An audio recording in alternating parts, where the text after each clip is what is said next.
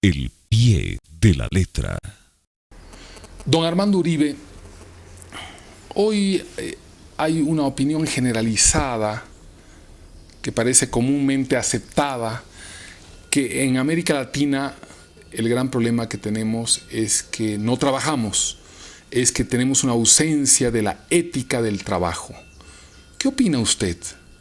Pues bien, esta ética, pseudoética, a juicio mío, del trabajo, impuesta por el capitalismo, desarrollada con raíz, repito, de la reforma calvinista, etc., es, en mi opinión, inhumana, en cuanto que el trabajo, con la revolución industrial y sucesivamente, incluso la de comunicaciones, se ha transformado en algo mecánico, en que no hay humanidad y en que se resta, se rapa la humanidad de quienes trabajan, de los trabajadores. Y eso no solo respecto a las máquinas, sino respecto de cualquier trabajo con horarios muy largos, con muchas horas de trabajo, buscando lo que llaman la productividad mayor y mayor. Y yo eso lo considero completamente antihumano. En cambio, el ocio, es decir, comprender que las relaciones entre los seres humanos, en la propia familia, con las amistades, incluyendo ocios que se pueden llamar ocios creadores, no solo de arte y literatura, sino creadores de lo que del ser humano aparece en sus obras.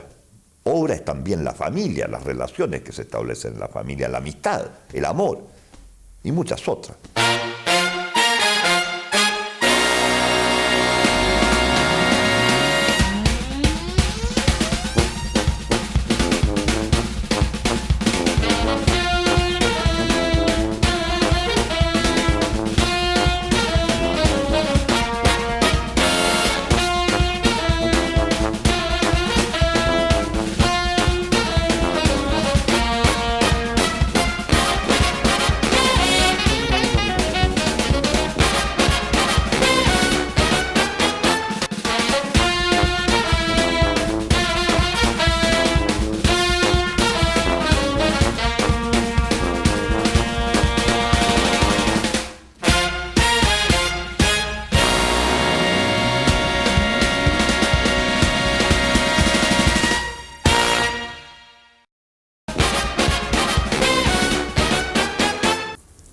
Ya lo ven con una elegancia en los gestos.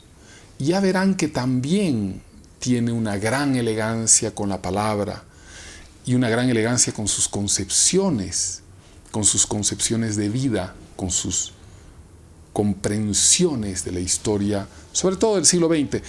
Y esas concepciones más de una vez han levantado polvareda en Chile, polvareda política o ideológica o social, pero nunca nadie ha podido impugnar la maravillosa poesía de Armando Uribe. Don Armando, si es como usted dice, ¿cómo se fabricarían entonces las obras? ¿Cómo se fabricarían las creaciones humanas? El ser humano con sus obras puede crear, pero necesita el ocio tal cual lo necesita por lo demás las artes y las letras. Necesitan ocio para poder ser creadas.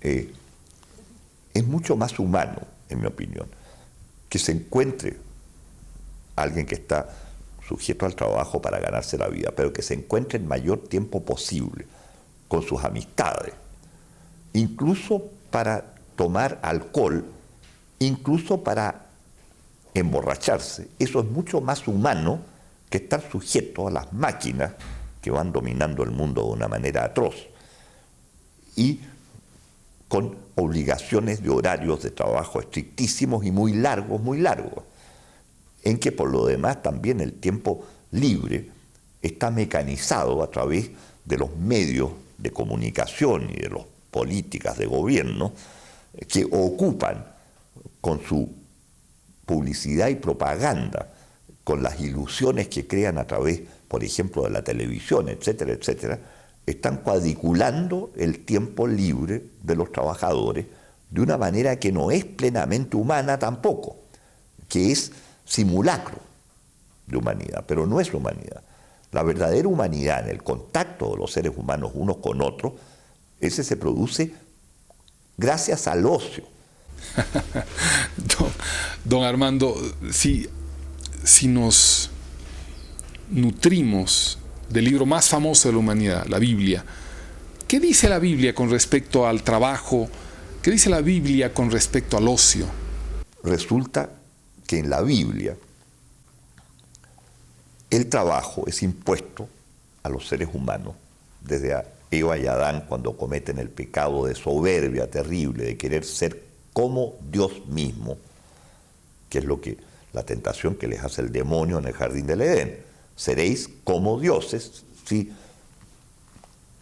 violan la prohibición sobre el árbol del bien y el mal y la fruta. Es una alegoría, pero lo que propone el demonio es absoluto. Seréis como dioses, engañosamente, naturalmente. Ese engaño está en la palabra como, entre paréntesis, pero es más largo explicarlo. Pues bien, el trabajo, debido al pecado original que sufre toda la humanidad, el trabajo es un castigo. Eso no impide que para cumplir la pena los seres humanos estén naturalmente preparados para realizar el trabajo lo mejor posible, hacer un trabajo como cosa bien hecha, pero a la vez es un castigo y no es una actividad que se desarrolla con una ética y que lleva a que los que tienen éxito, porque obtienen lucro y éxito durante su vida, son considerados predestinados para ser elegidos como inmortales después de la muerte, o sea, para el otro mundo. Los ricos serían predestinados, eso es calvinista, y es atroz, es completamente inhumano, bueno, porque la población del mundo está hecha principalmente de los que no son ricos. Pues bien, eso monstruoso domina ahora el mundo. ¿En qué momento usted cree que se impone eso monstruoso en el mundo?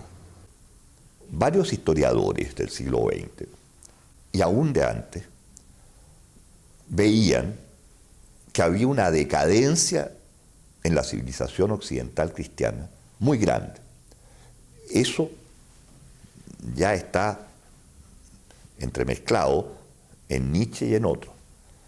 Pero en el siglo XX, en los años 1920, hubo el gran libro de Spengler, de Oswald Spengler, que se llama La decadencia de Occidente.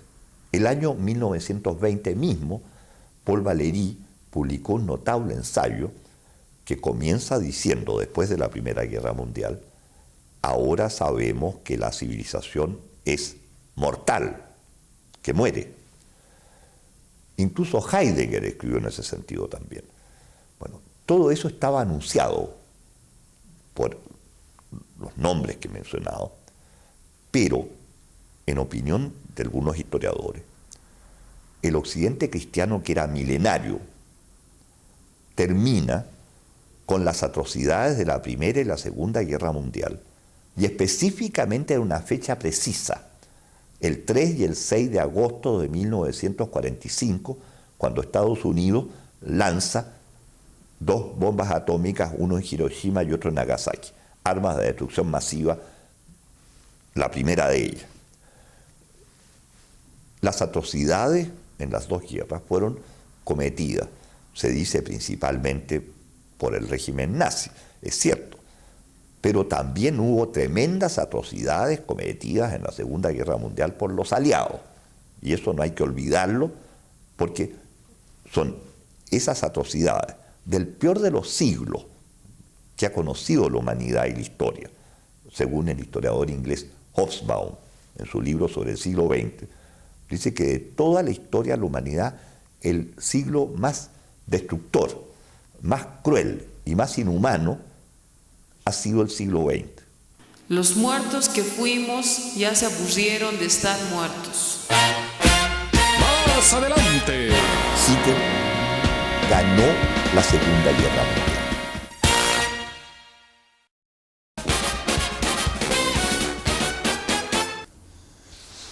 La historia nos hace olvidar a los derrotados, pero eso no es sano. Armando Uribe recuerda como si fuera ayer ese turbulento siglo XX, esa historia de la Segunda Guerra Mundial, donde los triunfadores nos han hecho olvidar el dolor y el horror que sufrieron los derrotados. Don Armando, ¿por qué cree usted que se ha olvidado de la conciencia cotidiana, del manejo diario, de la prensa, de los pueblos, a la bomba atómica que se botó sobre Hiroshima y Nagasaki? Yo sostengo que desde un cierto punto de vista ideológico y de sentimientos, o de malos sentimientos, Hitler ganó la Segunda Guerra Mundial. Porque los gobiernos de las grandes potencias sucesivas al fin de la civilización occidental cristiana del año 45, en agosto, han realizado actos internos en los países o en guerras externas, actos del tipo de las crueldades hitlerianas en el periodo de poder, o sea, 1933 al 45. Y esto lo han realizado durante los 59 años que van desde 1945 hasta el año 2004 en que estamos. Resulta que hay una especie de triunfo póstumo de teorías y formas de actuar y visiones del mundo hitlerianas que aceleradamente, por contagio, aceleradamente se están realizando cada vez más. Lo que ha ocurrido y está ocurriendo en Irak es ejemplo de esto mismo, incluyendo torturas a prisioneros, incluyendo destrucciones con armas que llaman inteligentes, pero que matan inocentes constantemente y mucho más numerosos inocentes que los que Estados Unidos considera sus enemigos. Hemos vivido en una pseudo civilización encabezada por Estados Unidos y que consiste principalmente en la barbarie tecnológica manipulada por tecnócratas. Y eso no solo en guerras y en las máquinas que se crean, cada vez más inhumanas esas máquinas o esos descubrimientos llamados científicos y que son técnicos, que permiten, por ejemplo, ahora reproducir clones, palabra que entró ya finalmente, de seres humanos, y utilizar fetos ya concebidos como objetos. Todo eso es monstruoso, corresponde por lo demás a ideas genéticas que tenía Hitler también y que aplicó en Alemania misma y en otras partes, y todo eso es pseudo civilización y barbarie principalmente. Se jactan, sin embargo, los que mandan en la gran hiperpotencia de Estados Unidos o en otras potencias, se jactan de que estamos en una época muy avanzada, que hay gran progreso respecto del resto de la historia de la humanidad, que es un mundo mucho mejor. Falso de falsedad absoluta. Este es un mundo mucho peor que mundos de hace siglos o milenios, que no digo que fueran ninguna maravilla, pero eran mucho más humanos de lo que es la vida para los seres humanos vivos, los 6.000 y tantos millones de personas que habitan el mundo. ¿Y qué tenemos que hacer nosotros en América Latina? ¿Qué tenemos que hacer nosotros los herederos de la cultura, de la gran cultura del Mediterráneo, para producir el renacimiento, el retorno a los valores humanos, el retorno a lo amable del ser humano? Le voy a mencionar un autor curioso en esta materia, que es el más grande diplomático norteamericano del siglo XX, que no es el señor Kissinger, como algunos creen, sino el gran diplomático intelectual, superior a Kissinger, por cierto, que se llama George Kennan. Él en sus memorias relata que hace un viaje como alto funcionario norteamericano, con grado de embajador, etc., pero hace un viaje para contactarse con países sudamericanos. No estuvo en Chile ni en Bolivia, que yo recuerde, pero estuvo en varios otros. Y él sostiene, curiosamente, había estado 30 años como diplomático en Europa, fue embajador en la URSS, fue embajador en Yugoslavia, en otras partes. Considera, conociendo estos países, que la esperanza que hay para la humanidad está culturalmente en América Latina. Don Armando, me gustaría, sin embargo, insistirle.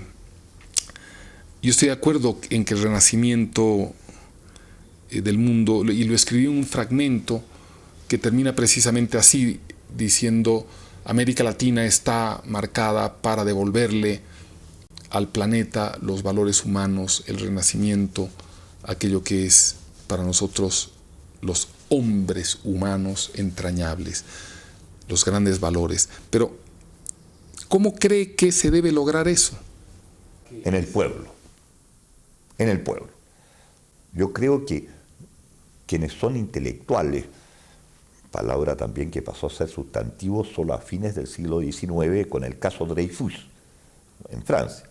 Bueno, los que somos o queremos ser creadores en las artes y las letras, pues bien, nuestra obligación es obrar en nuestro continente para y siendo voces y trazos del pueblo, de la base social de nuestros países. Es para ello que debemos obrar y crear obra. Creo que es posible y que nuestra función, por lo menos yo la siento en mi caso, es mantener vivos los rasgos humanos de la cultura heredada y la que nosotros mismos tratamos de mantener. Hacer durar esta manera humana de verse a sí mismo, a la colectividad nacional, de la región y al mundo de los seres humanos, hacer que esto siga vivo para que pueda resurgir de estas semillas que sembramos sin darnos cuenta bien, pueda resurgir una gran cultura desde nuestro continente. No dudo de Dios, no, dudo de mí. Un mundo que es una carroña fofa hizo de mí esta baja estofa. ¡Más adelante! La política mantenida en Chile es de mantención del total del territorio, incluyendo lo conquistado por guerra.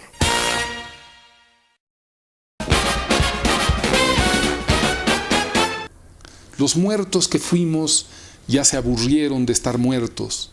No renacimos, sino que nacimos mal hechos unas furias, maltrechos y con caras de ningunos amigos, de nadie en absoluto. En eso estamos. Nos barrieron debajo de los pies con escobas de arbusto. Luego, después de lo cual, nuevamente nos fuimos a las regiones lóbregas, desde donde apagamos las lámparas. Críticas de miedo de Armando Uribe. Don Armando fue durante muchísimos años diplomático, es un diplomático de carrera, y su tarea poética fue una tarea clandestina, una tarea casi escondida, de mucho pudor, hasta el punto que muchos de sus amigos del cuerpo diplomático recién supieron que él había transitado una larga carrera de vida en la poesía cuando el año pasado recibió el prestigiosísimo Premio Nacional de Poesía en Chile. Y hoy, como siempre, como poeta, sigue pensando los grandes problemas de la humanidad. Don Armando, ¿cómo fue esa su carrera, ese su camino de poeta? Fui profesor 17 años seguidos de Derecho Público y Ciencia Política en la Universidad de París I, la Sorbona, la vieja Sorbona. Y ahí oculté completamente que había escrito libros de literatura y de verso, completamente, tanto que un colega que vino a Chile hace pocas semanas, bueno, se extrañó porque yo había recibido este Premio Nacional de Literatura por la poesía, porque él no tenía idea, ya habíamos sido colegas durante 17 años seguidos. Bueno, eso demuestra hasta qué punto yo tenía reticencia de que fuera conocido esto, pero la verdad es que seguí escribiendo. Y desde el año 98, en que decidí enclaustrarme en mi casa, porque ahí jubilé en la Sorbona de París, de eso vivimos por lo demás de la jubilación francesa, y también dejé de hacer clases de Derecho, que las hice en los últimos 9 años en forma gratuita en la Universidad de Chile.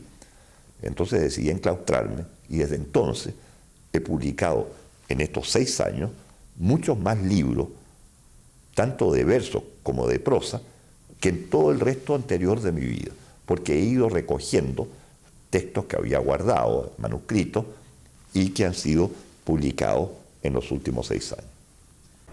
Don Armando, sé que de muy niño usted fue a Bolivia. Así es. Es decir, no era tan niño en realidad. Y mi padre, que era abogado en materias mineras, era profesor de Derecho de Minería, como yo lo fui después, me pidió que lo acompañara para ver unas minas justamente en Bolivia. Entonces fuimos a Oruro, por cierto, a La Paz, por cierto, llegamos después a las riberas del lago Titicaca y conocimos lo que se podía por ese viaje, muchas semanas, conocimos Bolivia. Y yo quedé con gran admiración y con gran interés por Bolivia. Tanto es así que yo seguí toda la vida, la gran vida pública de Juan Lechín, su padre, porque tenía vivo justamente la experiencia de Bolivia. Y desde entonces siempre me he interesado muchísimo por Bolivia y sigo a sus escritores. Soy un gran admirador de Alcides Arguedas, por ejemplo, y de otros escritores bolivianos.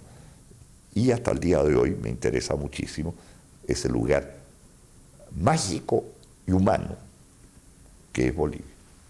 ¿Qué es lo que no hemos hecho en América del Sur y qué deberíamos hacer?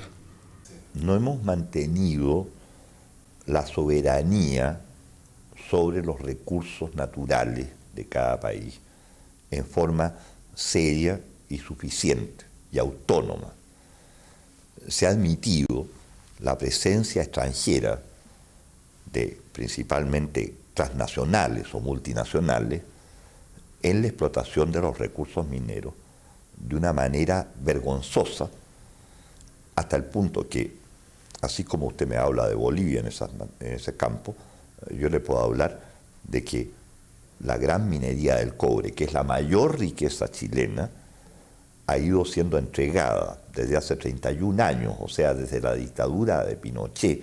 Don Armando, Bolivia y Chile tienen un viejo problema pendiente acerca del mar. ¿Cómo ve usted este diferendo? Mire,